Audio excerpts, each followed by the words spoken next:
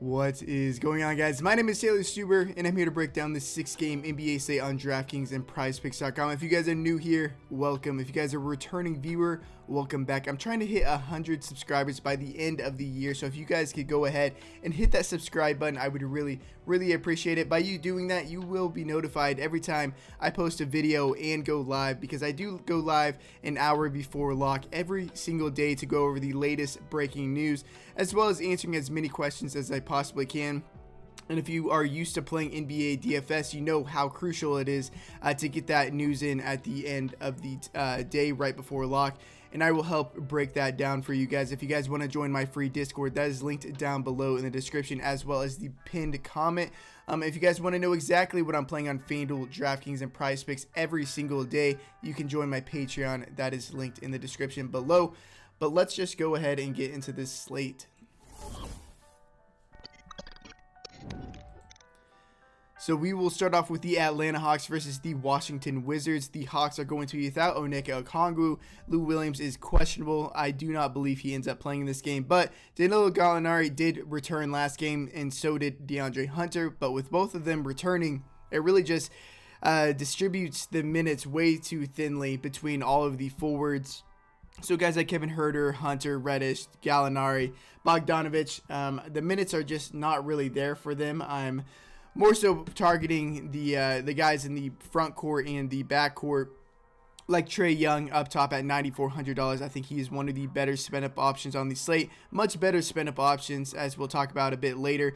Clint Capella looks like he is nearing a return, or nearing him getting off of that minutes limit restriction.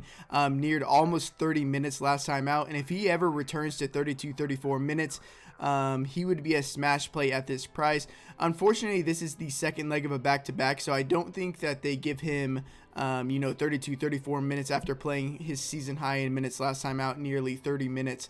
But the time is coming to play Clint Capella. John Collins was dealing with foul trouble in this last game, but he was on pace to have a very strong outing, and he is only $6,300. He's probably my favorite play on this Atlanta Hawks team. Move over to the Washington Wizards. They are going to be without Thomas Bryant, Rui Hachimura, Cassius Winston, Anthony Gill.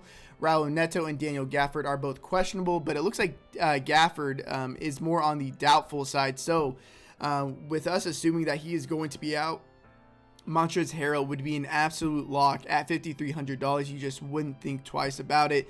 Yeah, very strong play for Montrezl, because him and Gafford were splitting all 48 of those center minutes. And without Gafford, I mean, Montrezl Harrell is going to be on pace to play, 30, 32, 34 minutes. His projection on PrizePicks was at 31, and right before I was able to lock that in, it moved up to 33. I still prefer the over 33, because any chance that Montrezl Harrell gets at playing 30 plus minutes, he's going to destroy even a 33-point projection. We'll get into my official PrizePicks play a bit later. And then Spencer Dinwiddie, Coach Wes Unseld has already mentioned that they are going to be very cautious with Spencer Dinwiddie's minutes in their early back-to-backs, and so this is the second leg of a back-to-back. He played 30 minutes yesterday. I think they take it easy on him today, and his under prop on PrizePicks is looking very nice, and that's just going to give more usage and assist percentage to a guy like Bradley Beal and Kyle Kuzma. I don't mind them on today's slate, but I'm not realistically getting there all that much. Really just Montrezl Harrell from the Wizards side. The Detroit Pistons versus the Philadelphia 76ers. The Pistons are going to be without Cade Cunningham, Chris Smith, Isaiah Livers, and then Jeremy Grant is questionable. He missed last game and missed practice yesterday. With him missing last game, we saw Kelly Olynyk started in his place, and they actually threw Josh Jackson in there in place of Frank Jackson, just for offensive reasons, because they didn't have Jeremy Grant out there. So I'm expecting Grant to miss this game. So Saddiq Bey, Kelly Olynyk, and Josh Jackson would become very strong plays. Specifically Olynyk and Josh Jackson, given their prices. Killian Hayes saw an increase in shot volume as well last game. Jeremy Grant was taking the most shots on this team. Now Jeremy Grant is potentially going to be out again, so that's going to spread a lot of shots around. So yeah, really targeting Olynyk, Josh Jackson. I don't mind Killian Hayes and Saddiq Bey. Of course, we're going to need to wait on that news, but fortunately that game locks at the start of the slate. The Philadelphia 76ers, they are going to be without Ben Simmons, Shake Milton, Grant Riller.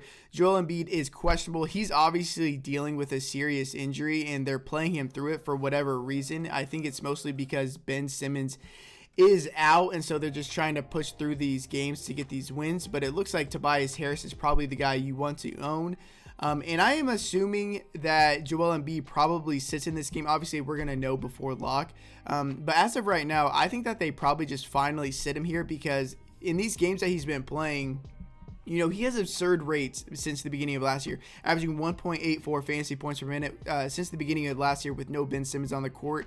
And he has just not been active. I think he probably sits here, and then that would create one of the chalkiest players possible, and that'd be Andre Drummond starting in his place at $4,900. That would also make Tyrese Maxey and Tobias Harris very, very strong plays on this slate. But we are going to have to wait until we get that news. But I'm assuming Joel Embiid ends up sitting in this game. New York Knicks versus the Chicago Bulls. The Knicks are going to be without Nerlens Noel. Kemba Walker and Derrick Rose continue to split all 48 point guard minutes. They never play next to each other, so whoever is playing better, whoever has the hot hand, is going to earn more minutes. It makes them strict GPP plays for me, which I think they're kind of viable at their prices. They are so affordable. Julius Randle is probably the safest spend-up option you can probably get to. Leads his team in all rates, total rebound percentage, assist percentage, and usage. Fantasy points per minute, going to play mid to high 30s minutes in competitive games. Only $9,500. Going to be very under-owned as well. I also think Mitchell Robinson should see 30 to 34 minutes each and every competitive game where he's not dealing with foul trouble. His size will be needed against Nikola Vucevic. If he can avoid foul trouble, I think he plays around 32 minutes, $5,300. Very affordable price tag for him. Move over to the Chicago Bulls. Kobe White is out. Zach LaVine was diagnosed with a small ligament tear in the thumb of his non-shooting hand, but plans to play through the injury. So maybe that spreads the ball handling duties to the other guys like DeRozan, Lonzo Ball. I think he's going to be fine from a shooting standpoint, but if he is hindered at all, definitely a boost to these other guys. But I think they're they're priced appropriately right now. I think Alex Caruso and Patrick Williams are actually a bit too cheap, just because they do run one of the tightest rotations in the entire league. And that's with Alex Caruso and Patrick Williams. Although Alex Caruso has been closing over Patrick Williams in the starting lineup. So I do prefer Caruso to Patrick Williams if you're diving down here. But I'm not really targeting anybody in that game, really. One of the better defensive games on the slate. Move over to the Utah Jazz versus the Houston Rockets. Rudy Gay is out. Bojan Bogdanovic, Eric Paschall, and Mia Oni are all questionable. They get the best matchup in the league versus the Houston Rockets. And then Joe Ingles and Jordan Clarkson, I think they receive the biggest bump if Bojan Bogdanovic were to miss this game. I'm not sure if we will get news ahead of time, but Joe Ingles would likely slide into the starting lineup. And he is only $4,900. He would be a very good play. And then Jordan Clarkson off the bench, his minutes would just be more solidified at $5,600. I prefer these 5K range guys from the Jazz rather than spending up for Mitchell and Rudy Gobert, just because the production and minutes are just so spread out. They don't like pushing their star players too hard early on in the regular season. The Houston Rockets are going to be without John Wall and Daniel House. The starting lineup outside of Daniel Tice are going to be playing massive minutes each and every competitive game. Jayshawn Tate was dealing with foul trouble last game, but he is one of those starters that is going to play like mid-30s minutes, and he is down to just $4,800 right now. Kevin Porter led the team in usage yet again last game out. If this game is close, I mean, he is one of the better tournament plays on the entire slate at $6,700. They continue to bring his price down. Don't mind some Kevin Porter Jr. Much more affordable on FanDuel. Move over to the San Antonio Spurs versus the Dallas Mavericks.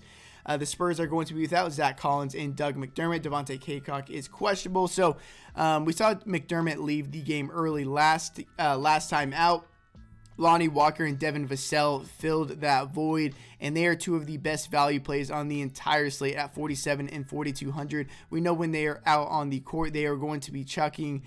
So I like both those guys a ton, since we already have confirmation that Doug McDermott is already out. DeJounte Murray and Jakob Poeltl, crazy price increase. Can't really consider them at this price tag. The days of getting Poeltl at like 5K were short-lived.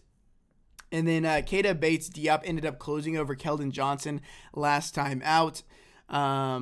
But he leads the team with a 26.5% usage rating.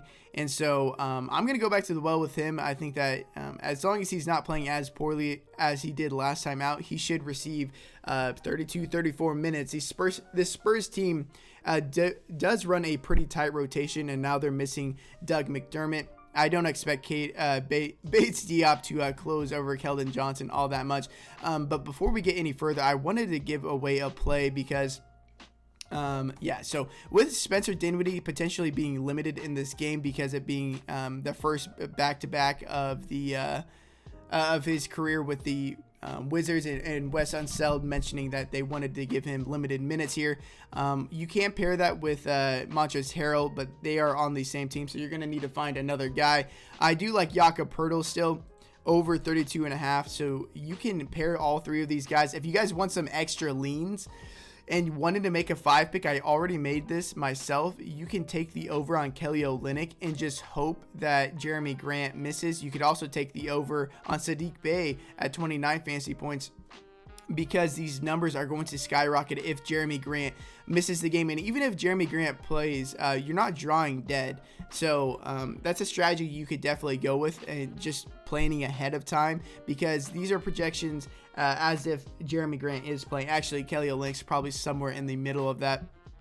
But I like taking the overs on those guys and Jakob Poeltl. Actually, we'll just throw this in here. If you guys want to tail this is a 5 pick. So 5 picks are fairly risky. My official Patreon pick will be in the Patreon shortly after this video. We ended up we 1.5x yesterday because Devin Booker tied his free throws unders, and then James Harden. I said whenever James Harden is up there on the board with free throws, you just slam the unders, and he hit yet again. It's been nice hitting that. So we're going to go with the under Spencer Dinwiddie, 34.5 fantasy points. The over Montrezl Harrell, 33 fantasy points. Over Jakob Poeltl, 32.5 fantasy points. Over Saddiq Bey, 29 fantasy points. And over Kelly Olynyk, 26.5 fantasy points. We'll throw 50 on that. You don't even need to get all 5 correct to 10x. To win some money back. You can get 4 right and 2x, and then even if you get 3 right, you get some of your money back. That always feels good, getting some money back after totally bricking. But that's what I'm doing over there. If you guys want to sign up and deposit using code Taylor, TAYLOR, you will receive a 100% match bonus up to $100 instantly in your account to play with. I think you should be taking advantage of deals like that when fantasy sites end up running them. In Prize Picks is one of the best sites out there, if not the best. Move over to the Dallas Mavericks. Kristaps Porzingis and Sterling Brown are both questionable. Kristaps ended up leaving the game yesterday, and then Jalen Brunson took his place, closed the game out, and played the last 18 minutes and 24 seconds of the game. I don't necessarily expect Jalen Brunson to grab the start here if Kristaps is out, but he's going to come off the bench, and he has been a key player of theirs so far in this year, and especially for offensive reasons, they like to have Jalen Brunson out there. I expect Maxi Kleber would probably get the start, but Jalen Brunson would probably end up playing more. But I think you play Luka Doncic and plan to play Luka Doncic in your lineups, regardless of when we get the Kristaps Porzingis news. Because even if Porzingis plays, Luka's still a great play in this matchup against the Spurs. And then if Kristaps misses, since the beginning of last year, at 36.8% usage rating, 14.4 total rebound percentage, 42.5 assist percentage, while averaging 1.57 fantasy points per minute. He would need to do everything on this team to keep this game competitive against the Spurs. So I'm just going to be playing him regardless tonight.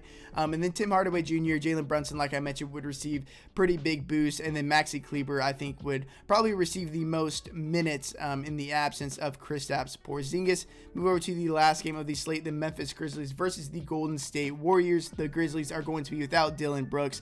Steven Adams and Jaren Jackson were both dealing with severe foul trouble yesterday. And with them missing two of their best players for the majority of the game ended up blowing out. And then everybody ended up missing out on minutes. Steven Adams, D'Anthony Melton, and Desmond Bane, I think, are still too cheap. I think that there are better plays on this slate, but I still think that they are very, very affordable.